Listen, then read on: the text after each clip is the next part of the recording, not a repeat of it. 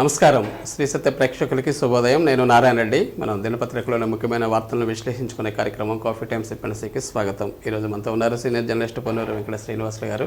మరి వారిని అడిగి ముఖ్యమైన విశేషాలు ఏంటో చూద్దాం. నమస్కారం గురుగారు. Good morning. Very good morning and welcome to coffee time. Sorry sure sir, ముందుగా సాక్షిలో చూద్దాం. రేపటి నుంచి కుల గణన 28 వరకు ప్రక్రియ. అంబేద్కర్ చూపిన మార్గంలో రాష్ట్ర ప్రభుత్వం అడుగులు. స్టాట్యూ ఆఫ్ సోషల్ జస్టిస్ని ఆవిష్కరిస్తున్న రోజే మరో చారిత్రాత్మక ఘట్టం. సచివాలయాల సిబ్బంది వాలంటీర్ల ఆధ్వర్యంలో పారదర్శకంగా ప్రక్రియ. సో రేపు అంబేద్కర్ విగ్రహాన్ని ఆవిష్కరించబోతున్నారు. చరిత్రాత్మకంగా చైతన్యమూర్తి, ఆకాశమంతటి వ్యక్తిత్వంతో దేశ గతిని మార్చిన బాబాసాహెబ్ అంబేద్కర్. సీఎం వైఎస్ జగన్. నెలలోగా ఉమ్మడి ప్రాజెక్టులు కృష్ణా బోర్డు చేతికి. కేంద్ర జలశక్తి కార్యదర్శి దేబశ్రీ ముఖర్జీ ప్రతిపాదనకు ఏపీ తెలంగాణ అంగీకారం. ఇవి సాక్షిలో వచ్చిన ప్రధాన వార్తలు. ఆంధ్రజ్యోతిలో చూస్తే పనులు పూర్తి కాకుండానే ప్రారంభోత్సవమా. బెజవాడలో అంబేద్కర్ స్మృతి వనం పూర్తికి మరో 3 నెలల టైం పడుతుందంట, కానీ ముందుగానే చేస్తున్నారని చెప్పేసి వార్త. ఊరు మారలేదు, ప్రకటనలో ఉన్నంత విషయం పల్లెల్లో ఎక్కడబ్బా అని చెప్పేసి ఒక వార్త ఇచ్చాడు. అన్నమయ్య కలెక్టర్పై సస్పెన్షన్ వేటు. దొంగ ఓట్ల వ్యవహారంలో ఈసీ సీరియస్. 3 రోజులు సెలవులో ఉన్న గిరీష. తెలంగాణ ఛత్తీస్గఢ్ సరిహద్దుల్లో భీకర యుద్ధం. పామేడ్లో సిఆర్పిఎఫ్ క్యాంపులను చుట్టుముట్టిన నక్సల్స్. 17A సెక్షన్ గురించి సార్. ఒక సెక్షన్ అనేక ప్రశ్నలు. 17A సుప్రీం న్యాయమూర్తుల్లో భిన్నాభిప్రాయాలు. 21న ఇడుపులపాయలో పిసిసి సారథిగా షర్మిల బాధ్యతల స్వీకరణ. నిన్న హైదరాబాద్లో పవన్ కళ్యాణ్కి ఒక కార్డు ఇచ్చింది, పెళ్లి కార్డు. ఆ సందర్భంగా ఈ వ్యాఖ్యలు చేసింది. ప్రాజెక్టుల అప్పగింతకు 4 రోజులే గడువు అని చెప్పేసి ఒక వార్త. ఇవి దోపిడీకి ద్వారం ఆ ఎమ్మెల్యే అక్రమ సంపాదన 900 కోట్ల పైనే. తూర్పుగోదావరి జిల్లాలో ఒక ఎమ్మెల్యే గురించి రాస్తుంది. ఈనాడులో చూస్తే వేషాలు వేస్తే వేటే. ఓటర్ల జాబితా అక్రమాలపై వంతన పాడితే అంతే సంగతులు. అన్నమయ్య జిల్లా కలెక్టర్ గిరీష సస్పెన్షన్. విద్యావనంలో రాజకీయ చేడ. ఆంధ్ర విశ్వవిద్యాలయం వీసీగా ప్రసాద్ రెడ్డికి 2వసారి అవకాశం. 2వ తరగతిలో వాక్యాలు చదవలేరు. ప్రథమ సంస్థ సర్వేలో వెల్లడి. దేశవ్యాప్తంగా 28 జిల్లాల్లో అధ్యయనం. ఏపీ నుంచి ఆ జాబితాలో శ్రీకాకుళం. 2వ తరగతి చదువుతుంటే కనీసం వాక్యాలు కూడా చదవలేని పరిస్థితుల్లో ఉన్నారని దేశవ్యాప్తంగా, మన ఏపీలో కాదు. రాయ్బరేలీ వీల్ ఫ్యాక్టరీని విక్రయించనున్న విశాఖ స్టీల్. రైల్వేకు అమ్మాలని నిర్ణయం. అప్పుల భారం తగ్గించుకోవటానికి. అదొకటి. గర్భగుడిలో పూజలు ప్రారంభం. అయోధ్యలో విగ్రహం కళ్ళగంతలు విప్పి బాలరాముని చూడనున్న ప్రధాని.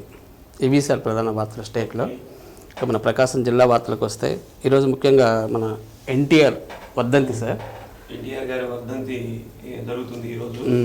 దానికి సంబంధించి ఎలక్షన్ కూడా రాబోతుంది కాబట్టి ఉత్సాహంగా అన్ని చోట్ల బాగా 28వ జిల్లాలో అన్ని నియోజకవర్గాల్లో కూడా ఈ కార్యక్రమాన్ని ఏర్పాటు చేసేందుకు పార్టీ కార్యకర్తలందరూ కూడా సన్నద్ధమయ్యారు. దీంట్లో భాగంగా అన్నదాన శిబిరాలు, రక్తదాన శిబిరాలు, వైద్య శిబిరాలు ఇవన్నీ కూడా ఏర్పాటు చేస్తున్నారు. ఒంగోలులో కూడా పెద్ద స్థాయిలో ఏర్పాటు చేస్తున్నట్లుగా కూడా తెలుస్తుంది. కాబట్టి పార్టీ శ్రేణులు, కార్యకర్తలు అందరూ కూడా ఈ కార్యక్రమంలో పాల్గొని ఎన్టీఆర్కి అర్పించి వారికి ఈ సేవా కార్యక్రమాల్లో కూడా అందరూ పాల్గొనవలసిందిగా ఆహ్వానిస్తున్నారు. ఇది ఉదయం 8 గంటల నుంచి రాత్రి 10 గంటల వరకు కూడా అన్నదాన కార్యక్రమాలు, ఇవన్నీ ఏదో ఒక రకమైన కార్యక్రమాలు కొనసాగిస్తూ ఉన్నారు. ఫలించిన పేదల ఇంటి కళ ఏమైంది? బాల్యం శ్రీనివాసరెడ్డి గారు ఒక మాట ఇచ్చారు కదా, నేను ఒంగోలులో ఉన్నటువంటి వాళ్ళకి పట్టాలు ఇచ్చిన తర్వాతే పోటీ చేస్తానని చెప్పి వారు చెప్పారు. అందుకనే ఒంగోలు సీటుకి కూడా ఇంతవరకు స్పష్టత రాల.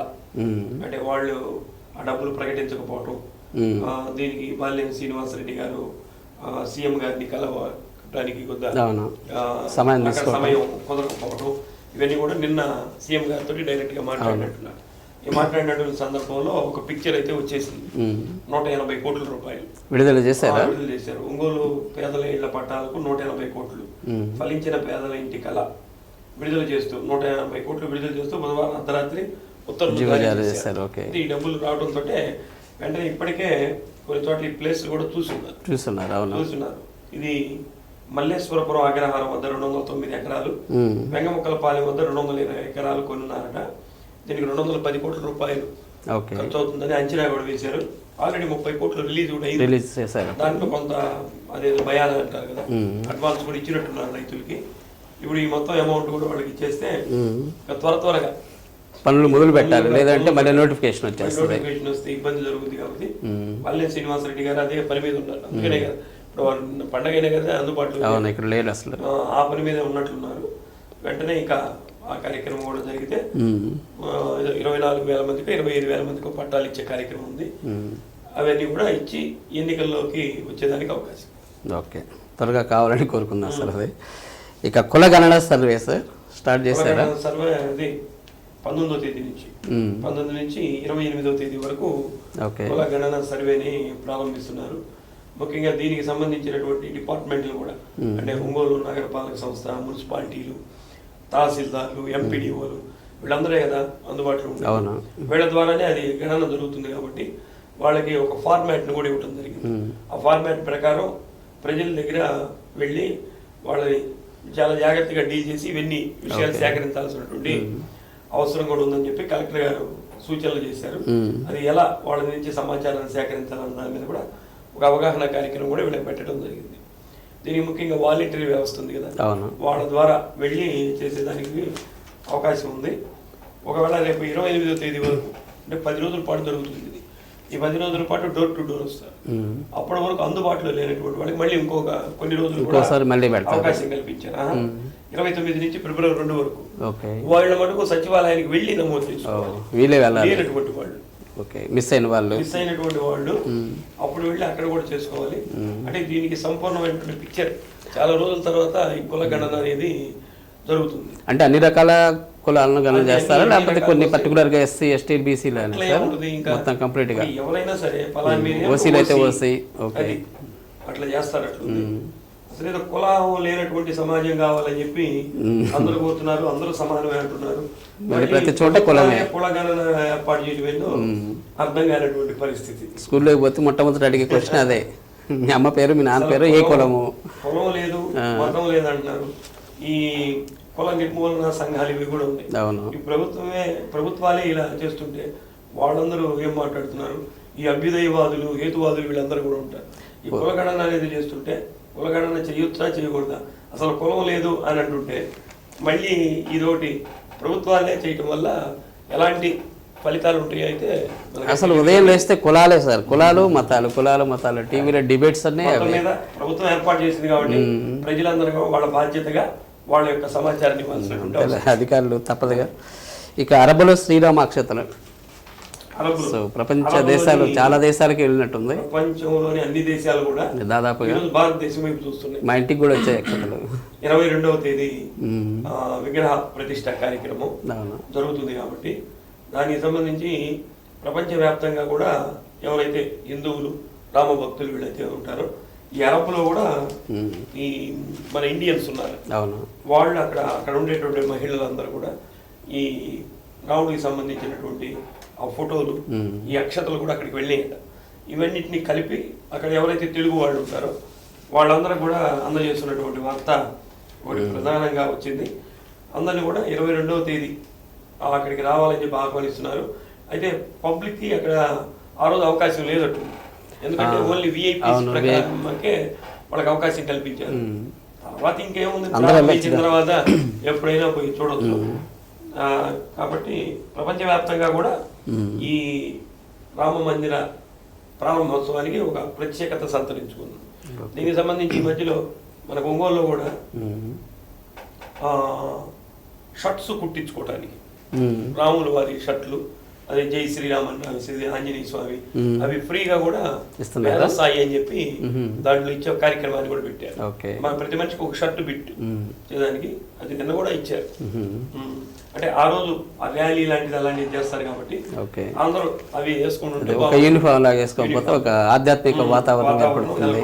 ఓకే, ఇక కరణం వెంకటేష్ కు పలువురి పరామర్శ కోలుకోలేదా సార్? ఇంకా తగ్గి ఒంగోలు వచ్చారు. ఒంగోలు వచ్చినటువంటి సందర్భంలో నిన్న సిద్ధారాఘవరావు గారు, అలానే మాగుంట రాఘవరెడ్డి గారు, వీళ్ళందరూ చాలా మంది కూడా వచ్చి పరామర్శించారు. అయితే నిన్న చీరాల నుంచి కరణం వెంకటేష్ గారే పోటీ చేస్తారని చెప్పి బలరాం గారు కూడా చెప్పున్నారు. ఓకే పోటీ చేస్తారని. దీంట్లో ఎటువంటి అపోహలు చెందాల్సినటువంటి అవసరం లేదు. జగన్మోహన్ రెడ్డి గారు కూడా హామీ ఇచ్చారన్నటువంటి విషయాన్ని వారు తెలియజేస్తున్నారు. చీరాల నుంచి క్లారిటీ వచ్చినట్లు చీరాల నుంచి కరుణ వెంకటేష్ గారు అక్కడి నుంచి పోటీ చేస్తారు వైసీపీతో. రైట్. నేడు డైల్ ఎవరి డిపో మేనేజర్ సార్ ప్రతి వారం పెడుతున్నారు. ఇది నెలకు ఒకసారి పెడుతున్నారా? ప్రయాణికుల సౌకర్యార్థం. అవును. ప్రయాణికులకి మరి అంతకుముందు ప్రయాణికులు చేసినటువంటి ఫోన్లు వాళ్ళు చెప్పినటువంటి సమస్యలు పరిష్కరించినాయో లేదో వాళ్ళైతే దీంట్లో విడుదల చేయలేదు. కానీ ఏ నెలకి ఆ నెల మళ్ళీ డైలీ ఎవర్ డిఎం కార్యక్రమం పెట్టినప్పుడు పోయిన తర్వాత ప్రజలు ఏమి అడిగారు ప్రయాణికులు, దానికి సంబంధించినటువంటి ఎన్ని పరిష్కారం అనేవి కూడా చెప్తే చేసుకుంటే బాగుంటుంది. మొత్తం మీద ప్రయాణికుల యొక్క సమస్యలు నేరుగా చెప్పుకునే అవకాశం అయితే కలిగింది. సరే, పరిష్కారం తర్వాత మొత్తానికి ఆర్టీసీ డిపోలో మటుకు బాగా ప్రక్షాళన చేయాలి. ఒంగోలు చాలా ఒంగోలు ఆర్టీసీ డిపోలో అసలు యూరినల్స్ ప్రాబ్లం అయితే చాలా ఉంది. అక్కడ ఫ్రీ యూరినల్స్ అని చెప్పి ఉంటది. టాయిలెట్ ఉపయోగించుకునే వాళ్ళకైతే ఏమో డబ్బులు పేమెంట్ తీసుకోవాలి. యూరినల్స్కి వెళ్ళే వాళ్ళ దగ్గర డబ్బులు తీసుకోవాలి. అసలు అక్కడ బయట ఉన్నటువంటి వాళ్ళు యూరినల్స్ పోయే వాళ్ళ దగ్గర డిమాండ్ చేస్తుంటారు. అసలు లోపలికి పోనీరు, డబ్బులు ఇవ్వండి. ఇలాంటివన్నీ కూడా పరిశీలన చేయాలి. చాలా రూడ్గా ప్రవర్తిస్తూ ఉంటారు. రూడ్గా కూడా ప్రవర్తిస్తారు. ప్లస్ అక్కడ పారిశుధ్యం కూడా కొంత చాలా లోపంగా ఉంటుంది.